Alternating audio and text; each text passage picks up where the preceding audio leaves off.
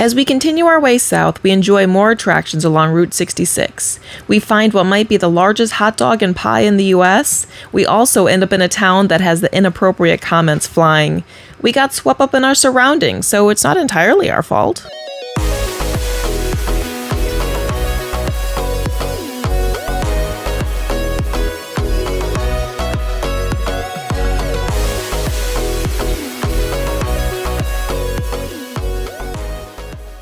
First up is Atlanta, Illinois, that is. As we're driving along, we get the feeling we're being watched. But we continue along to the Grain Elevator Museum.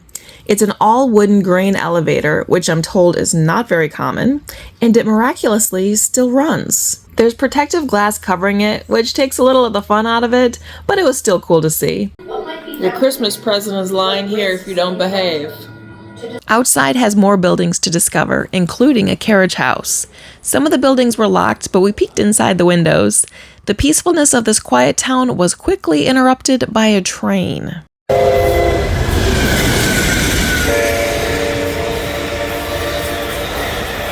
Illinois does not mess around with their trains. Holy cow! We've seen plenty of trains on the roads, but this train was easy going like 70, 80 miles per hour, just flying through. And there's like roads, there's cross, and you get hit by that train, you're done. I mean, most trains, like you get hit by 20, 30 miles per hour, it's gonna do some damage. That will obliterate the car or truck. We leave the Grain Museum and pass the 1908 Clock Tower, Library, and Museum. The lawn was filled with flags for the fallen in honor of those from 9/11. Along Main Street, we found more Route 66 attractions. There was the Route 66 Arcade, which contains vintage arcade games from the 1940s to 90s. There were museums and shops, but my favorite was the Bunyan Giant. Standing at 19 feet tall and holding a giant hot dog, you just can't help but fall in love. And take a selfie.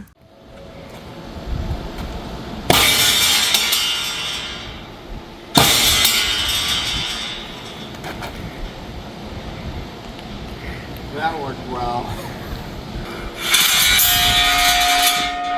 What do you have there? So at the Arch Street Artisans gift shop, they actually have the hammer. And it is like a traditional, like solid, like hammer. I guess this has had some issues where it only goes up to about Missouri before it starts to wobble. Obviously, I was able to throw it up the first time, so let's see if I can hit it. I did this with my brother one time. He lost and I won, so we'll see how we can do it.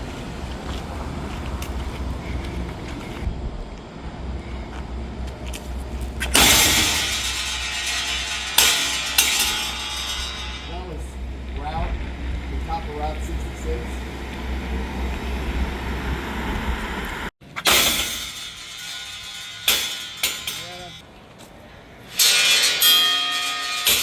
Across the street is the American Giants Museum. There are a few giants outside and some shorter ones inside. It's a quick tour and completely free. There was even some old advertising campaigns playing in the museum. Around the corner is Route 66 Park. It's a small space within the city, but a cool little stop nonetheless. There's a mural painted on the back wall. This is one of many murals along Route 66. Midway 154, formerly Memories Museum, follows the quirkiness of Route 66. From Bob and Grandma driving over people in their old pickup to a lunch date with old diner-style table and chairs by the window, there's a lot to see in Atlanta. Of course, there's plenty of antiques and Route 66 souvenirs as well. Before we move on to our next city, we need to find a pie.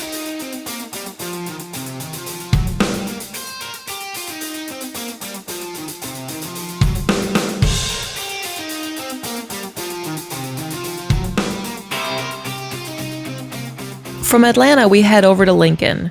This is the only town named for Lincoln while he was still living. This is also the place where Lincoln christened the city with juice from a watermelon. There's a memorial site for the watermelon that was slain, along with an interpretive panel to set the scene. Our dead cat appears to be, well, dead. I think what we're trying to say here is that we're visiting the covered wagon attraction on Route 66. Unfortunately, it's cold and rainy, and we are not prepared. Thankfully, it's a short stop just to read the interpretive sign, take some pictures, and then move on. In between raindrops, we make our next pit stop to Route 66 Corner Garage. If you like antiques and collectibles, Route 66 should be on your bucket list. You can find almost anything in these old shops.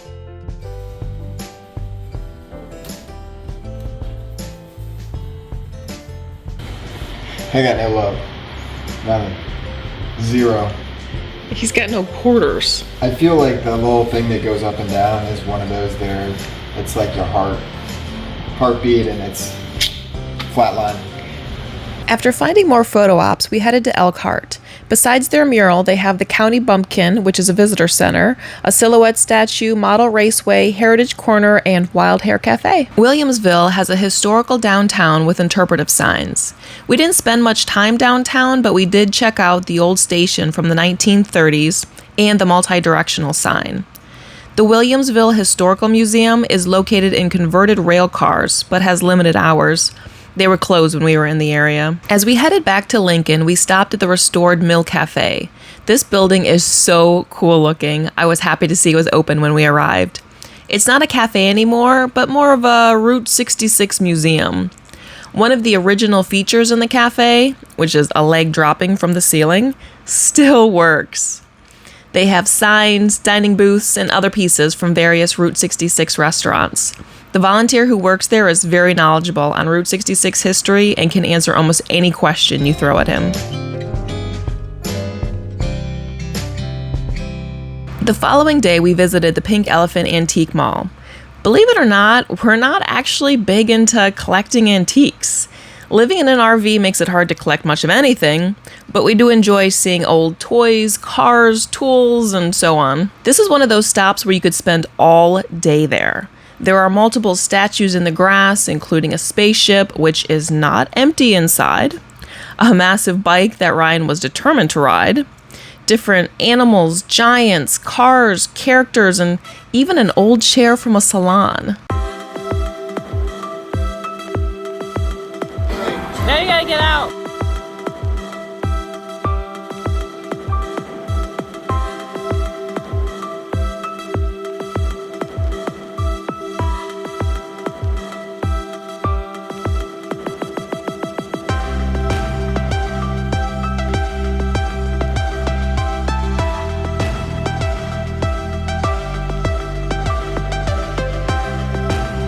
Your face isn't even there. Yeah, there you go. Inside has even more to look at. There are so many aisles with antiques and collectibles that we couldn't even figure out how to see it all. It's like a maze of uniqueness. We felt nostalgic seeing toys from our childhood. Granite City has plenty more Route 66 attractions, including O'Brien's Tire and Auto Care, historic Route 66 Flea Market, Terry's Diner, and Route 66 Kickstand. You can eat, drink, and shop until your heart's content. Just don't end up in their on-site jail cell.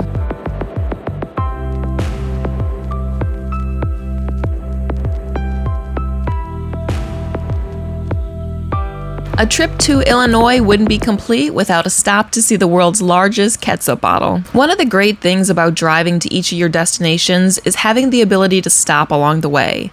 Flying might be faster, but you miss everything in between point A and point B. We discovered a couple more Route 66 stops that followed along our path through Missouri. Fanning 66 Outpost has a Route 66 mural on the side of their building, the second largest rocking chair in their side yard, over 250 glass bottle sodas, 300 flavors of gourmet popcorn, and 75 flavors of fudge. Speaking of fudge, our final stop takes the cake for its fudge-making abilities. Everyone, be prepared to enter Uranus.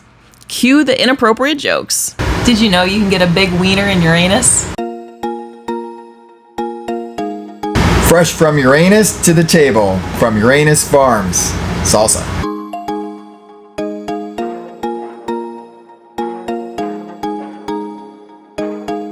There's lots of food options in Uranus. You're even able to get a pressed penny in Uranus.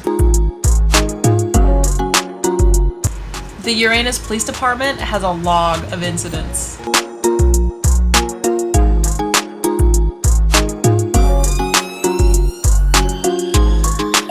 This area lets you putt-putt in Uranus.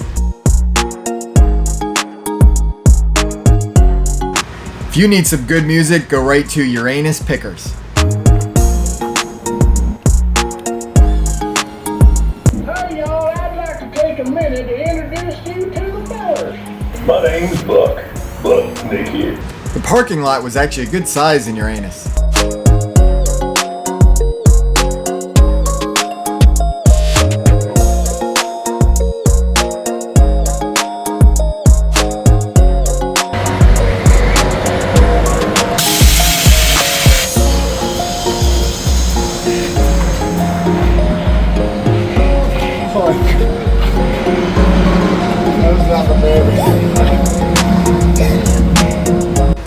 It's time for re-election for the mayor in Uranus, and he promised, "I will tighten my grip on Uranus if you vote for me."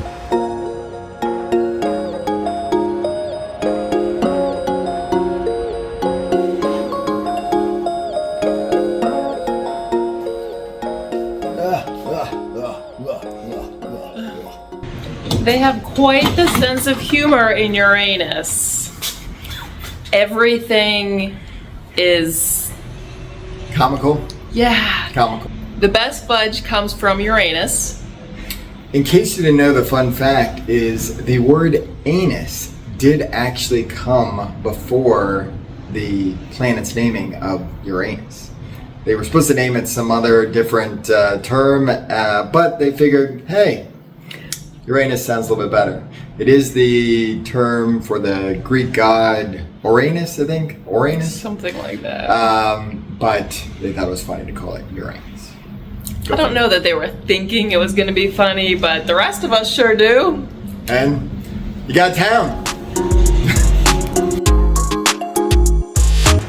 Unfortunately, we didn't get a chance to get fudge from Uranus because it wasn't gluten-free.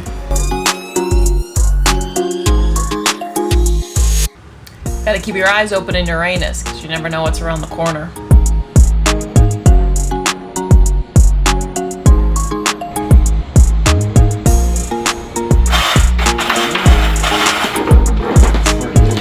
Uranus fudge is actually number 2 because the customers are number 1.